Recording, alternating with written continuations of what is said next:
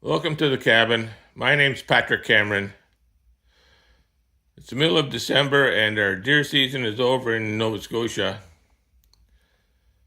I did not fill a buck tag, but I did fill a doe tag with a big mature doe. And to do that, I used my John Bergman built 50 caliber Flintlock, 38-inch barrel, curly maple stock. I've taken about 20 deer with traditional long rifles, and I've probably taken 10 or 12 with this specific rifle. I really come to depend on it, and it's never let me down.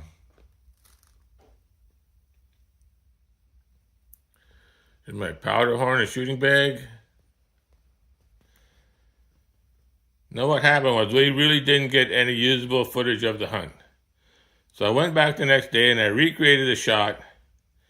We got some pretty nice pictures, so we're going to show you those. And then we're going to take one of those skillets. I'm going to fry up some bacon and some backstrap and some homemade bread from one of the local bakeries. And I'm sure that's going to be a delicious meal, and hopefully you'll stay with me for that.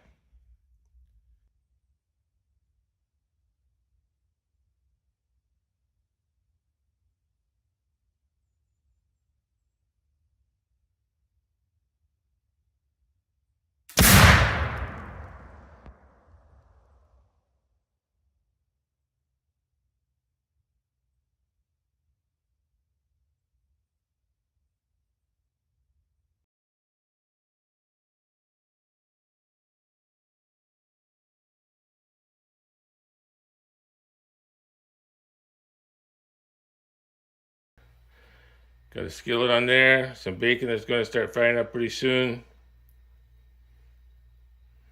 Once the bacon gets done, we'll sear the backstrap and cook it. So we'll get to work on the backstrap. We're going to put a little bit of seasoning on it, not a whole bunch. A little salt and pepper, some garlic powder. We'll slice it up into good serving sizes, and we'll get to work on that.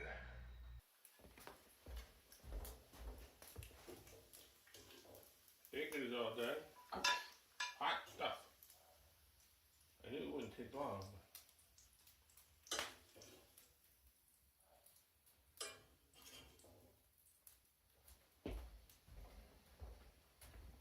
Now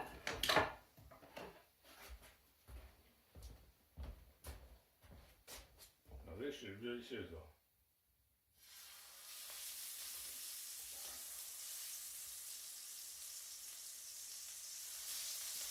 And it does.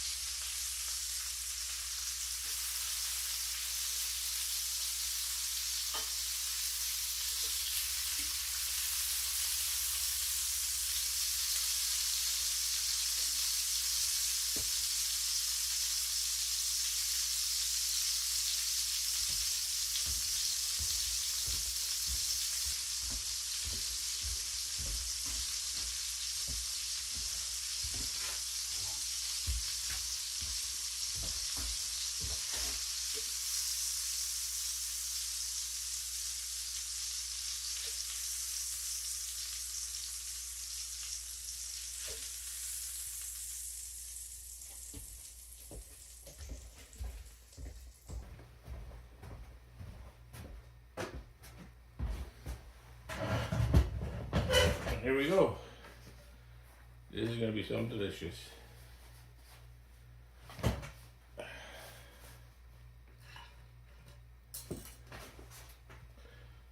When we first started working here, we found these jars. And there's kind of a honeycomb motif around the bottom, so we think they were honey jars. But you know what? They hold the beer pretty darn nice. So we're kind of use them just for fun. What the heck?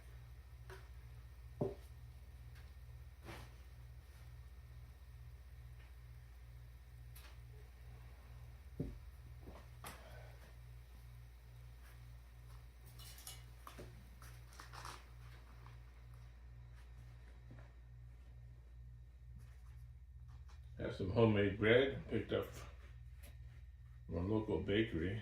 Really delicious.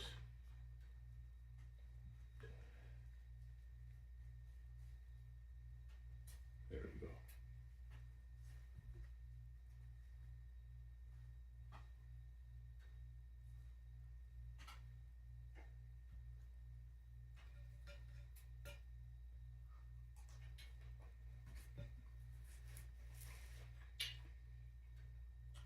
My favorite vegetable.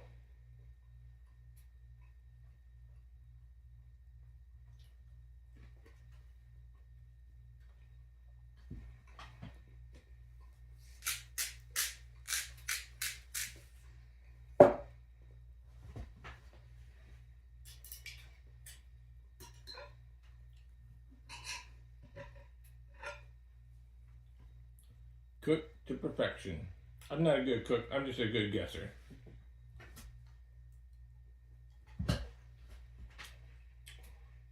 Man, that's good.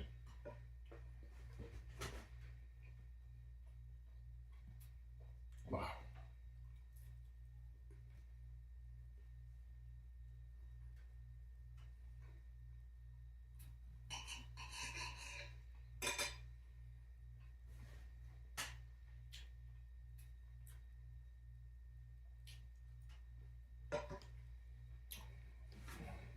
Good stuff.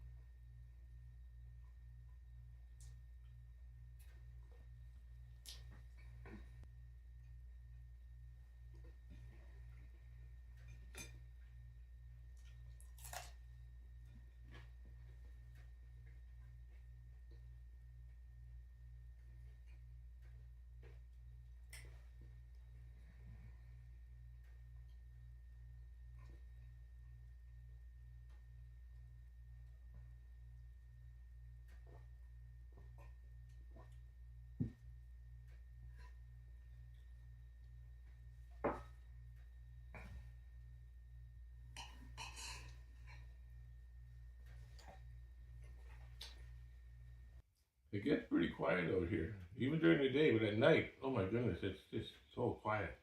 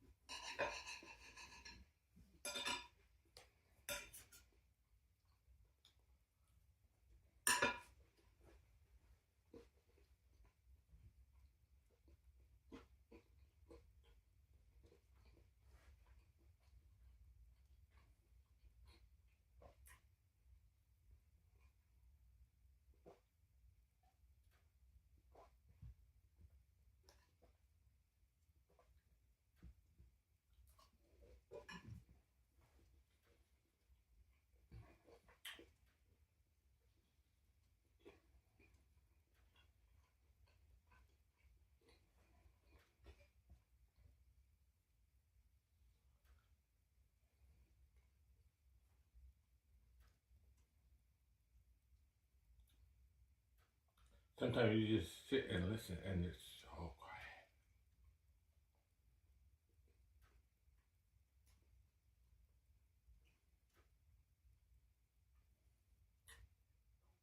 Sometimes you're in an environment and you think it's quiet. Then when you get someplace that's really quiet, you go, oh my goodness, it's a weird experience. Especially for us as modern age people. And a lot of people never get to experience what Real quiet it is.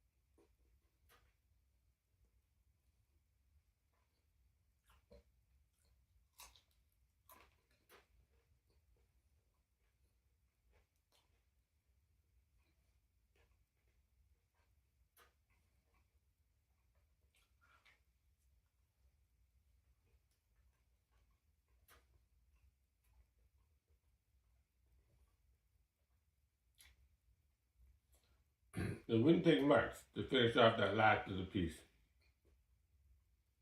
And I think I'm going to save it for a snack later.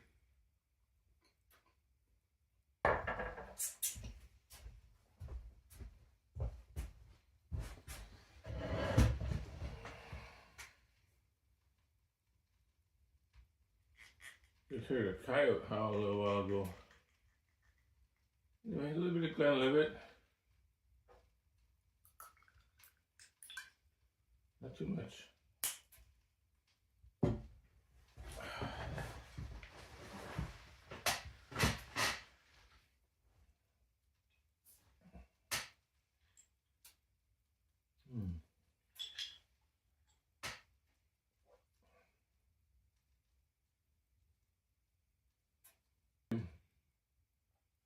I'm not hunting with the Flintlock.